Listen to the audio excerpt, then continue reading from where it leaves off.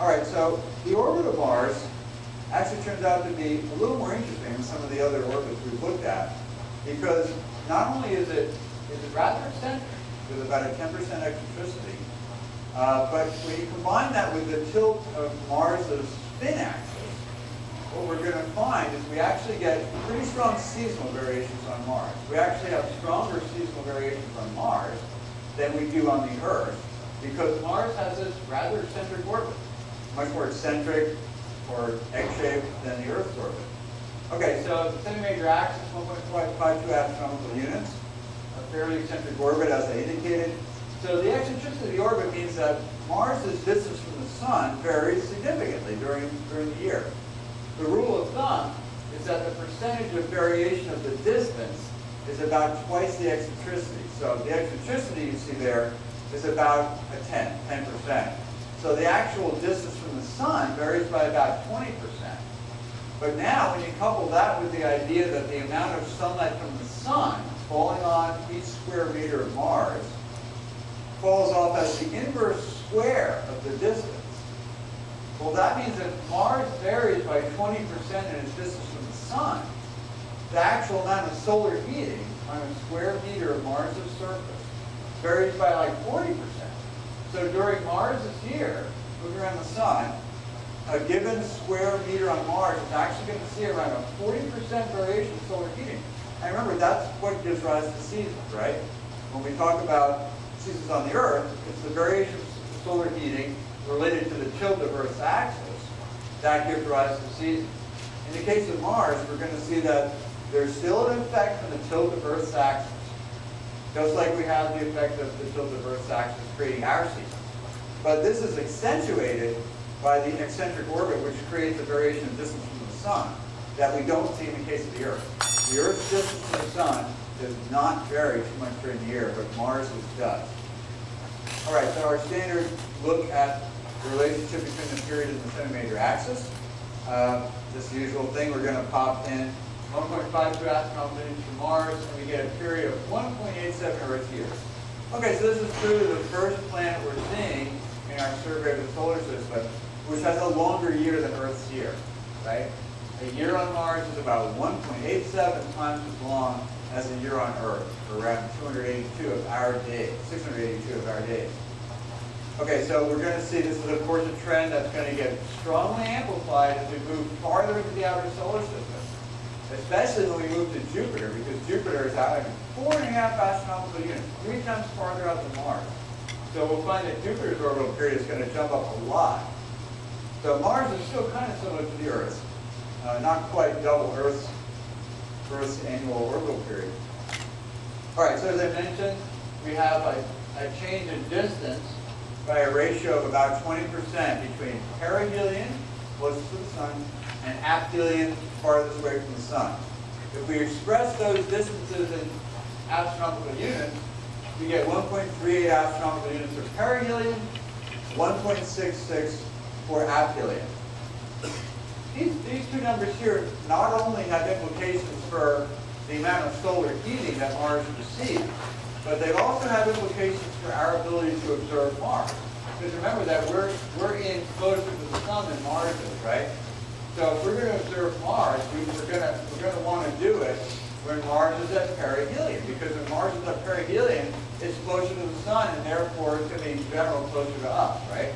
So those numbers are actually going to also have implications for when we're going to be able to make our best observations of Mars. All right, so getting a little farther into that, here we have the Earth's circular orbit, Mars's elliptical orbit. This is not to scale, but what we find, again, well, here I actually mentioned the solar flux, the heating varies by 45%, because of that difference in distance. All right, so here we have Mars at 2 different spots in its orbit, perihelion and aphelion, and Earth is just somewhere doing its thing in its orbit. But if we look at our capability to make observations, we're actually interested in the phenomenon of conjunction and opposition. When we have opposition, like over here, this is going to be a situation where we're going to be able to make our best observations of Mars. Because when Mars is at opposition, by the way, the opposition means the opposite direction that the sun is, as seen from the Earth. Okay, Mars is at opposition over here. You're clearly minimizing the distance between the Earth and Mars, right? So, I mean, you're actually doing two things. You're minimizing the distance between the Earth and Mars, so Mars is going to be bigger in angular terms. It's never that large in angular terms, but it will be a bit larger. But the other thing is that during opposition, Mars has its full phase. We're looking at the fully lit side of Mars, right? So when Mars is in opposition, it's going to be the best time to observe because Mars is going to be bigger in angular terms, and you're going to be looking right at the full face of Mars. Now, there are different kinds of oppositions. One opposition might be better than another opposition, and this has to do with the fact that Mars has this eccentric orbit. You can have an opposition when Mars is at aphelion, or you can have it when Mars is at perihelion, or some other place. The best observational situation from Earth is going to happen when you get an opposition with Mars at perihelion. Because remember that at perihelion, the distance from the Sun to Mars is 1.38 astronomical units. 1.38, right? Now this distance here from the Sun to the Earth is 1 astronomical unit. So if you have a favorable opposition, which means that Mars is at perihelion, then the distance between the Earth and Mars is only 0.38 astronomical units. That's only about maybe 50 million kilometers or so.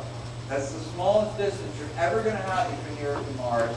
And so you're going to have the largest angular size of Mars that you can get, right? So that's the most favorable time to make observations. A favorable opposition, we have a distance, as I said, of only about 30 million miles, or about 50 million kilometers. And so this did happen in 2004. It actually is a pretty rare phenomenon. And in 2004, that was the first time that the favorable opposition happened during the internet age.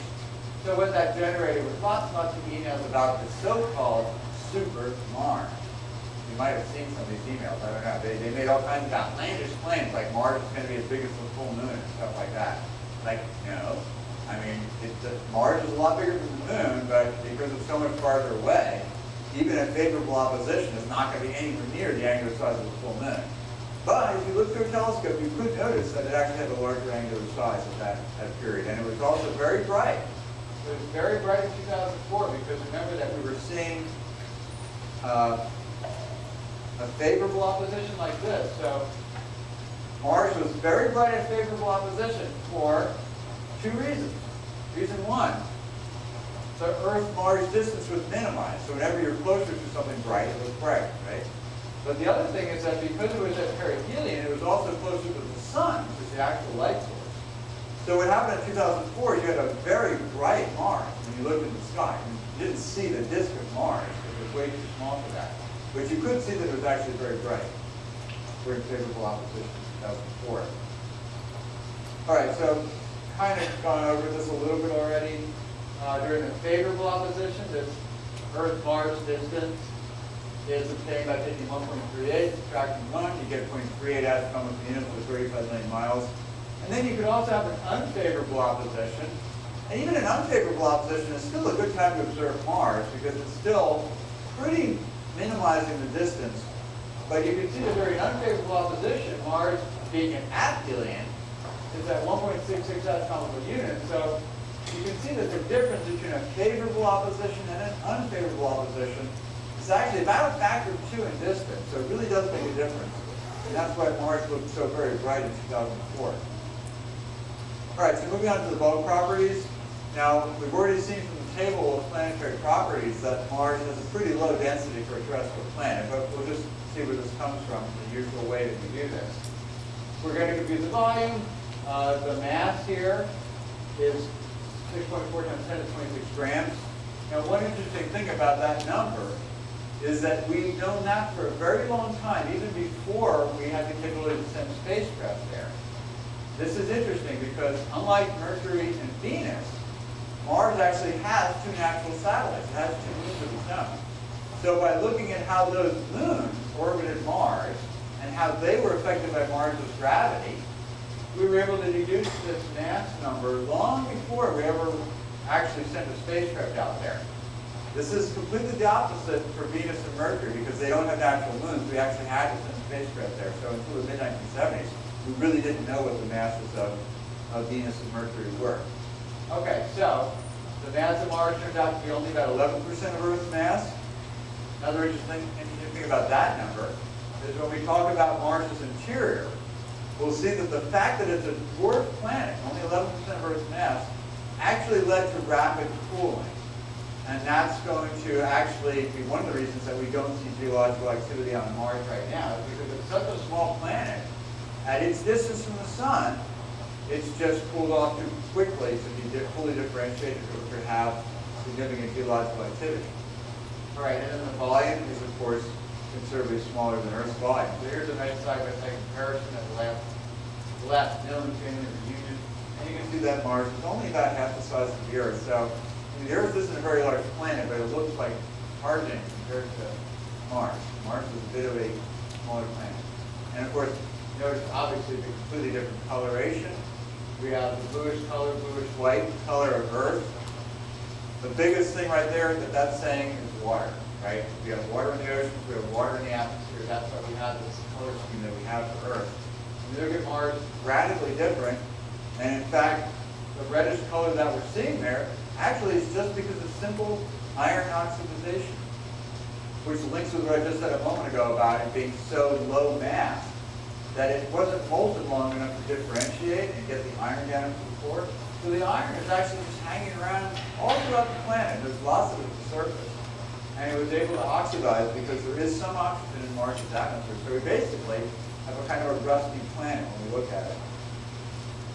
When we do the math, take the mass and divide by the total volume, we get this number which we've already seen on the table, only 3.9 grams per cubic centimeter. So much lower than the average density of the Earth or Venus or Mercury. It's an object which doesn't have a lot of iron. Not only does it not have a large core, it just doesn't have a lot of iron. So if it had a lot of iron, that average density would be higher than what we're seeing. So that one single number tells us right away that the structure can include a massive core because the density would be higher. And in fact, the planet also doesn't even have a lot of iron. All right, so thinking about magnetic fields, when we look at Mars, we see practically no magnetic field at all. There's teeny, very weak traces of magnetic fields when we look very carefully at the surface from orbit. But there's no magnetic field of any comparable strength to Earth's or even Mercury's. And this fits the paradigm that we would expect. Because when we look at Mars, we're seeing a planet which is not molten. It's pretty much solidified on the inside. So remember, you want magnetic fields, you need two things. You need to have some kind of fluidity of electrically conducting material on the inside, and you need rapid rotation.